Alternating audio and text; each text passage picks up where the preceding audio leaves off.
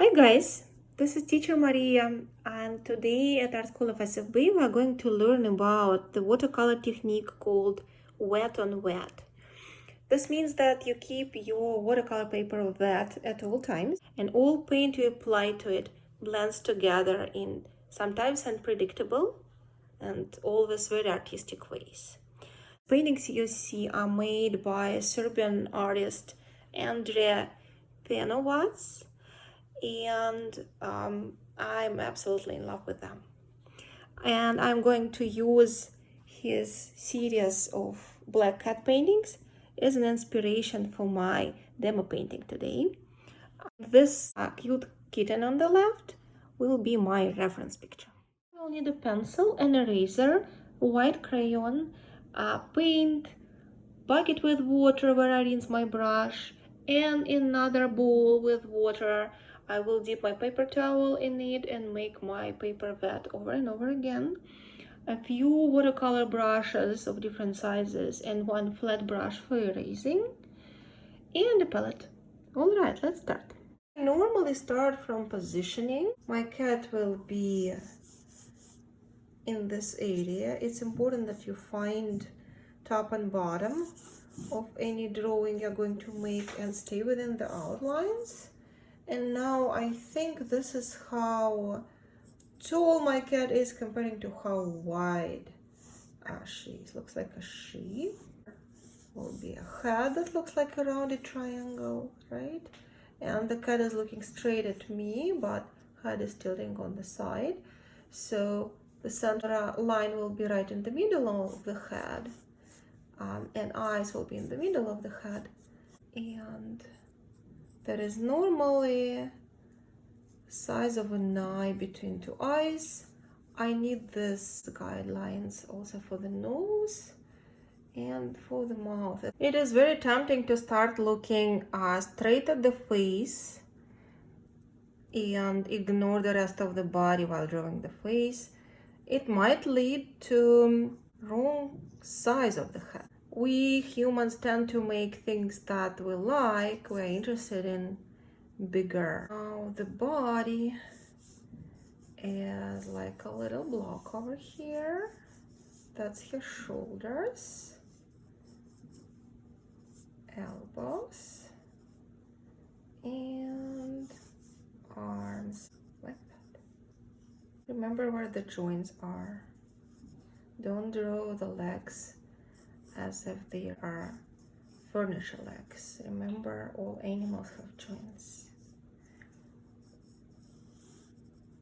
And we see a little bit of the knee, and we see a little bit of the heel, and we see a little bit of the toes of the back leg. I know my cat is black. I still might want to make a few accents, and I need to know where to put them. This is why I'm making this drawing. One last thing, you also need a white crayon. And this white crayon will make whiskers for your cat. Like that. You know that oily crayons are always seen through all watercolor layers. I think we can erase the central line and guidelines now. And start painting. This technique is called a-la-prima, which means that pretty much everything is being painted while your paper is wet at the same time. And also it is called wet on wet. So I will make my paper wet from both sides. And I'll keep it wet.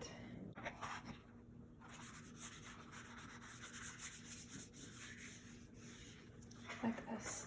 See, I even have something underneath to protect my table. In my case, it's a cutting board. You can use a trash bag or something else. I'm gonna mix pigment and water and create watercolor. And it's better to do it far away from paper because see what just happened? I spilled paint on it. So all I'm doing right now, I'm just outlining the cat's silhouette, but I keep in mind the eyes. I don't want to paint on the eyes. I can make this part a little bit darker. That is a shadow under the cat's face. And I can go all the way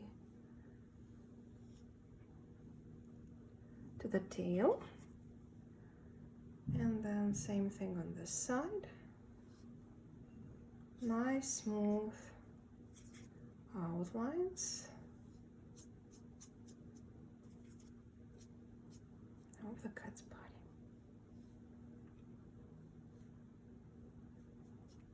Try not to touch the outlines unless some really bad emergency is happening there. Let this little watercolor elements spread on their own. And this is my silhouette. I might want to use my brush that I keep for erasing, flat one, and wipe out some parts like above the eyebrows, above the eyes, nose, this line.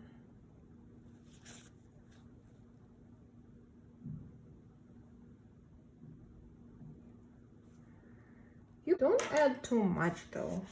I can add some accents, so probably space between the legs, some accents inside the ears.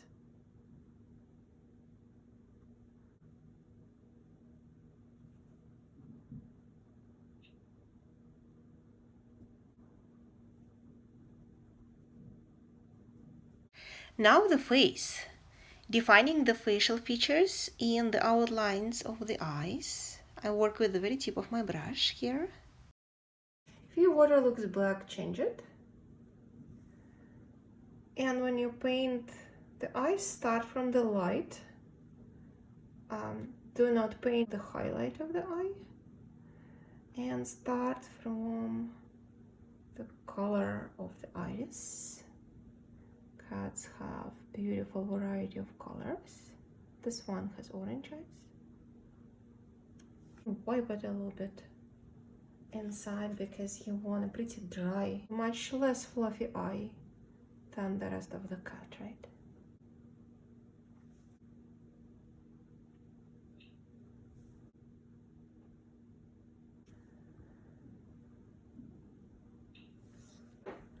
My cat looks sad. I'm trying to figure out why.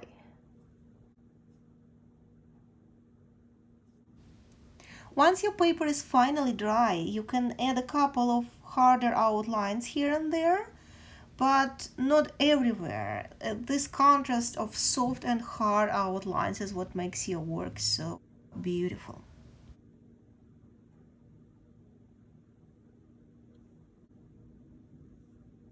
Almost forgot the whiskers. Few options here. One is using the tip of my brush, and the other one is using white paint, but I think erasing is just the right thing to do in my case. All right, here's my final painting. I made a few more just because I like it. Try it and you'll see how enjoyable it is. All right, let's start the class.